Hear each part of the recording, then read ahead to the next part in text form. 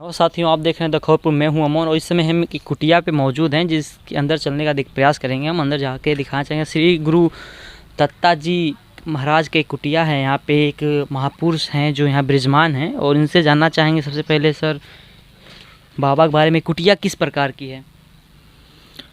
ये श्री दत्तात्रेय धाम के नाम से यहाँ पर श्री दत्तात्रेय भगवान विराजमान हैं और ज्योतिर्लिंग लिंग रूप में दत्तेश्वर महाराज विराजमान हैं। और यहाँ पे सर्वप्रथम में स्वामी परमानंद गिरी, श्री पंचदश राम जूना अखाड़ा 13 मढ़ी, बेलवार घाट, रुद्रपुर देवरिया। यहाँ पे 108 फुट श्री दत्तात्रेय भगवान जो हमारे दशनामी परंपरा सन्यासी परंपरा के इष्ट देवता हैं, तो उन्हीं के मंदिर के 108 फीट ऊंचा दत्तात्रेय भगवान के मंदिर और 7-12 ज्योतिर्लिंग की भी स्थापना की परिकल्पना लेकर के उस पर काम हो रहा है।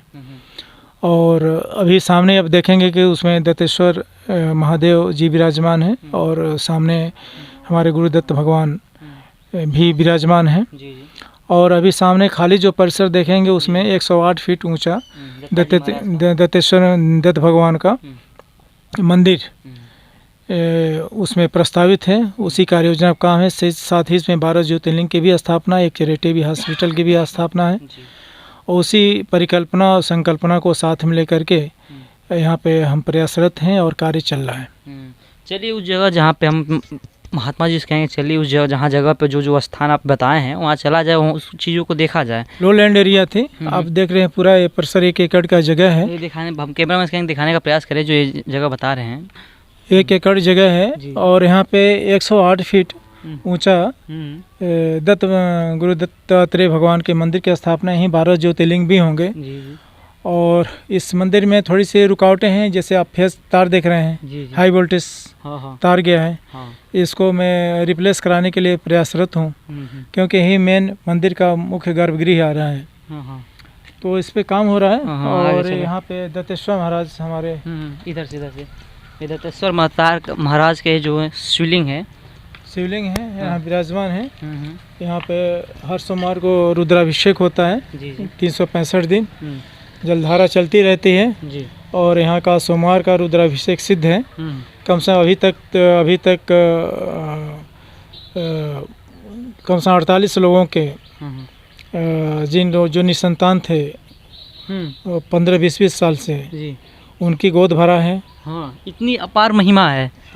भरा है। और जिसने जो भी मांगा है, अभी तक आप क्षेत्र में घूम के पूछ सकते हैं, जिसने जो भी मांगा है उसको मिला है। तो बड़े आस्था का केंद्र है और हर सोमवार को यहाँ रुद्राभिषेक होता है। निरंतर जलधारा चलती रहती है। बाबा, आपसे जानना चाहेंगे कि रुद्राभिषेक कराने से भक्तों की, संतों की किस प्रकार की मनोकामना पूर्ण होती है?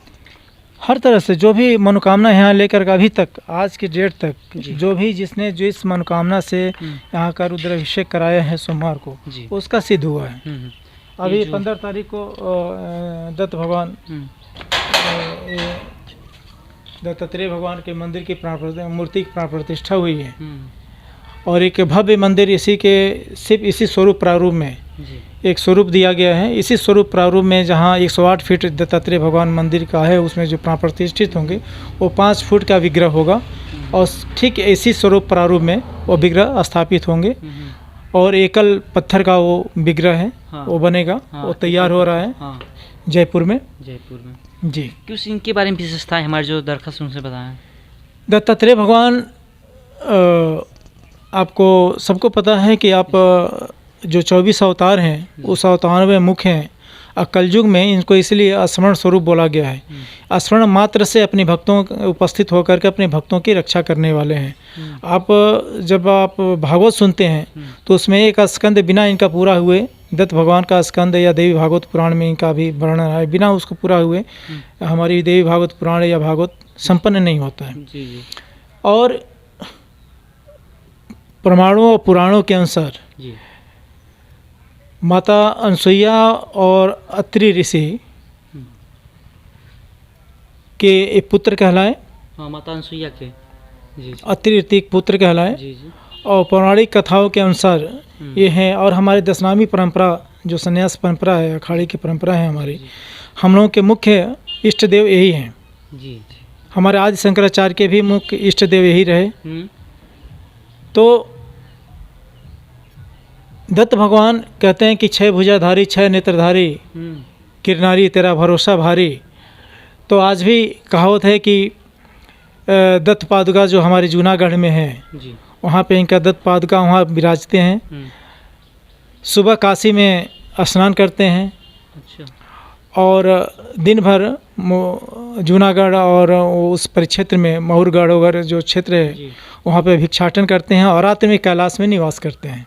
कैलाश पर्वत। और तीनों शक्तियों कहते हैं, अगर दैवी शक्तियों की बात करें तो इनकी उपासना से, इनकी पूजा से तीनों शक्तियों, तीनों देवों ब्रह्मा विष्णु महेश, तीनों और तीनों देवियों की आराधना पूजा एक साथ हो जाया करती है। ऐसी इस मंदिर की, इस दत्त भगवान की महिमा है और संत जी से हमने जानने का प्रयास किया। और यहाँ देखिए जिस प्रकार से बताया जाए, जिस प्रकार से यहाँ सुंदरीकरण किया जा रहा है और इनकी यहाँ पे कब से आए इसके बारे में हम जानना चाहेंगे। हम चाहेंगे कि बैठा जाए। यहाँ पे झूले भी लगाए गए हैं और बैठने के बाद उससे बाद परिचय जानेंगे पहले महाराज का, उसके बाद कि क्या क्या इनकी सोच है इस नगर को, ये देवभूमि जो देवरिया देवों की नगरी कही जाती है, इसके बारे में हम जानना चाहेंगे कि इसको किस प्रकार से यह सुंदरीकरण हो रहा है और किस प्रकार से डेवलपमेंट करना चाहते हैं आप इसे। देखिए यहाँ पे जो पूरा परिसर देख रहे हैं, पहले तो यह है कि यहाँ पे 108 फीट दत्तात्रेय भगवान मंदिर का निर्माण होना है, जिसमें 5 फुट जो विग्रह देखे हैं वो विग्रह यहाँ पे गुरु दत्तात्रेय भगवान का विराजमान होगा। साथ ही उसमें 12 ज्योतिर्लिंग भी स्थापित होंगे। और ये सामने कई भाग देख रहे हैं, यहाँ पे एक चैरिटेटिव हॉस्पिटल, होम्योपैथिक चैरिटेटिव हॉस्पिटल की हमारी कल्पना है। और अभी यहाँ से वैसे भी बताते हैं कि एवरेज में 25 से 50 लोगों का एवरेज यहाँ पे इलाज भी होता है फ्री ऑफ कास्ट होम्योपैथी, यहीं से यहाँ पे। तो इलाज भी होता है जिसमें पशुओं और मानव का फ्री ऑफ कास्ट इलाज किया जाता है। दवा भी फ्री ऑफ कॉस्ट होती है यहाँ पे। देखिए हमें लग रहा है कि हमें किसी को पता भी नहीं होगी, रुद्रपुर ब्लॉक या रुद्रपुर तहसील के रहने वाले किसी भी व्यक्ति को ऐसी जानकारी नहीं होगी। अगर आसपास के गाँव को छोड़ दिया, अगल बगल गाँव को पूछेंगे जी, तो पशुओं के और आदमी के असाध्य रोगों के लिए लोग हर थक कर यहीं आते हैं और 25 से 30 आदमी का प्रतिदिन यहाँ पे इलाज फ्री ऑफ कास्ट किया जाता है। दवा वितरित की जाती है। सामने से मेन गेट, मुख्य गेट होगा। और यहाँ पे जो आप देख रहे हैं कि जो बाउंड्री चल रही है, अभी 3 तरफ से बाउंड्री हो गई है, एक तरफ से दक्षिण साइड में बाकी है, वो भी भगवान की कृपा होगी तो जल्दी हो जाएगा। तो इसमें 10 फुट तक इसमें चारों तरफ से प्लांटेशन होना है और उस प्लांटेशन में हर तरह के पौधे होंगे। मेरा परिक्रमा कि अखरोट से लेकर बादाम तक और कॉफ़ी से लेकर के, लेकिन कम से कम लोग देखें कि हाँ बादाम के पौधे ऐसे होते हैं, अखरोट के पौधे ऐसे होते हैं, तो उसकी कल्पना है और बहुत जल्दी उसका प्लांटेशन काम भी शुरू होगा यहाँ पे। ये जो सामने पीछे देख रहे हैं ये हम साधु निवास है, जिसमें मेरा भी आवास है, इसमें सत्संग हॉल है कम से कम 60 लोगों को बैठने का। और यहाँ पे जो छोटे मोटे गोष्ठियाँ होती हैं यहाँ पे सामने होते हैं और यहाँ पे आयोजन होते रहते हैं। कोई ऐसा कार्यक्रम जो होने वाला हो कुछ प्रस्थान, मतलब कुछ महीने बाद यहाँ पे? अभी 15 को प्राण प्रतिष्ठा थी, 18 को यहाँ पे काव्य गोष्ठी और 1000 आदमी का भंडारा भी था। तो जैसे जैसे व्यवस्था होती है वैसे वैसे यहाँ पे आयोजन होते रहते हैं। अभी आने वाले नज़दीक समय में ये आपका नवरात्र आने वाला, शारदीय नवरात्र आने वाला है, उसमें भव्य आयोजन होगा। तो 3 से 4 आयोजन, भव्य आयोजन यहाँ पे साल में तो हो ही जाते हैं, छोटे मोटे कार्यक्रम चलते रहते हैं। जी। और कुछ आप बता रहे थे गौशाला और नदियों के किनारे वो जैसा, इसके पीछे यहाँ पे राप्ती और गोर्रा बोलते हैं देहाती भाषा में, लेकिन मूलतः इसका मैंने अन्वेषण किया, परीक्षण किया, तो मूलतः ये सरजू और रोहिणी का संगम है। यहाँ पे आप देखें कि जो दृश्य आपका दृश्यांकन जो प्रयागराज का है वही दृश्यांकन यहाँ का है। मतलब अलग रंग, अलग पानी, धाराएं अलग, रूप अलग, और यहाँ पे डॉल्फिन भी खूब अधिक मात्रा में है, घड़ियाल भी हैं जी। तो मेरा ये है कि ये घाट जो है पूर्वोत्तर का प्रयागराज बने, और उस कोशिश है, और कोशिश के क्रम में अभी लोग कोई नहीं जानते थे, लेकिन हर मकर संक्रांति को अच्छी खासी भीड़ लगने लगी है। लोग आते हैं, क्षेत्रीय लोग स्नान यहीं करते हैं। और पीछे एक गौशाले के लिए भी जगह दान में ली गई है। तो ये मंदिर होने के बाद वहाँ गौशाला है, और एक शमशान घाट जो इस क्षेत्र में कहीं है नहीं, और जो एक पौराणिक हिसाब से जो एक शमशान घाट का स्वरूप होना चाहिए, जहाँ कहते हैं जहाँ पे दत्त भगवान हो और वहाँ पे गौशाला और शमशान ना हो, तो वो देवस्थली नहीं मानी जाती है। तो वहाँ पे एक गौशाला के साथ साथ ये भी है, और साथ साथ यहाँ पे आप देखेंगे कि पूरे दोआबा में कटान और बाढ़ ग्रस्त एरिया है। तो ये कम से कम 52 गांव का, जहाँ से पार्ट शुरू हुआ है सरजू और ये क्या कहते हैं राप्ती ओकरा का, और फिर आगे जा कर के गाय घाट में आपका ये बथुआ नाला मिला हुआ है। तो इस वहाँ से लेकर के वहाँ तक पूरा बांस की खेती कराई जाए जी, फार्मिंग बम्बूस फार्मिंग कराया जाए।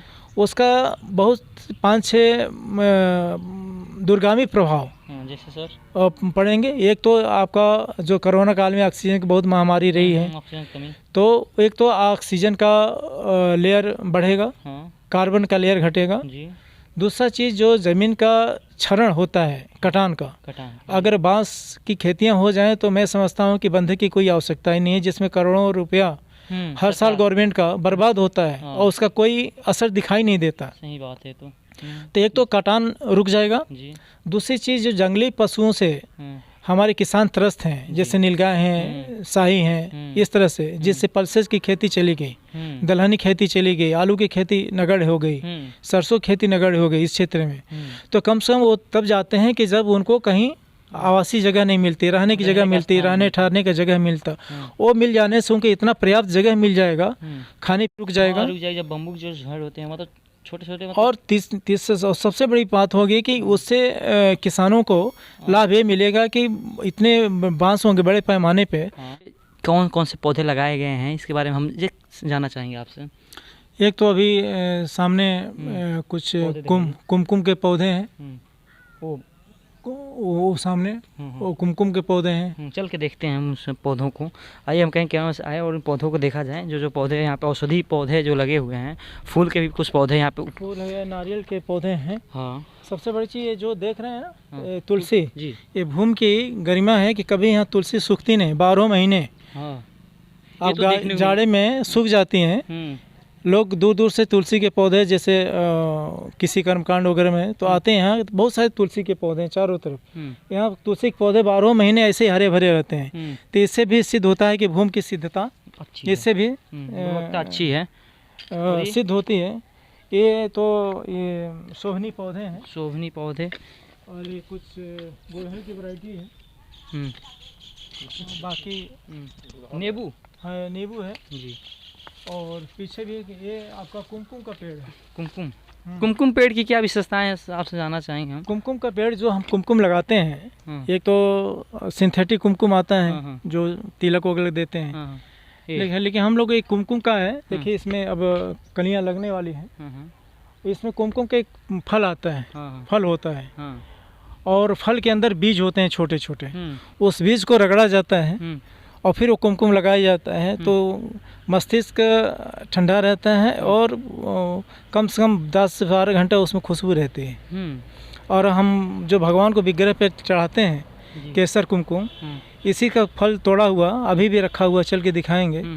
और केसर हमारे कुछ भगत जुड़े हैं कश्मीर से, वहाँ के खेतों से केसर आती है यहाँ पे, वो केसर और कुमकुम से भगवान की सेवा होती है यहाँ पे। आइए चलिए वो कुमकुम और केसर देखने का प्रयास करेंगे जो शिवलिंग पे लगाई गई थी। और ये कुछ फूल हैं, और यहाँ पे कुछ ये कैसे, मतलब ये कहाँ से लगता है, इस पौधे के बारे में हम जानना चाहते हैं। बहुत खूबसूरत लग रहा है देखने में। ये पौधा ऐसे है, ये शोभनी पौधे हैं, ये मिल जाते हैं, आम जगह मिल जाते हैं, इसकी जड़ें लगाई जाती हैं। आपका विचार कैसे आपको यहाँ लगा कि आपको यहाँ आना चाहिए और यहाँ रहना चाहिए, कैसे आपने क्या किया, मतलब इसके इतनी दूर से। देखिए इस भूमि पे आने का मैं तो यही कहूँगा कि इस भूमि की प्रारब्ध ने मुझे खींच लाया। हाँ, कभी तो मैं परिकल्पना भी नहीं किया था कि इस भूमि पे हमें आना पड़ेगा और मुझे आना पड़ेगा, इस तरह का काम हो।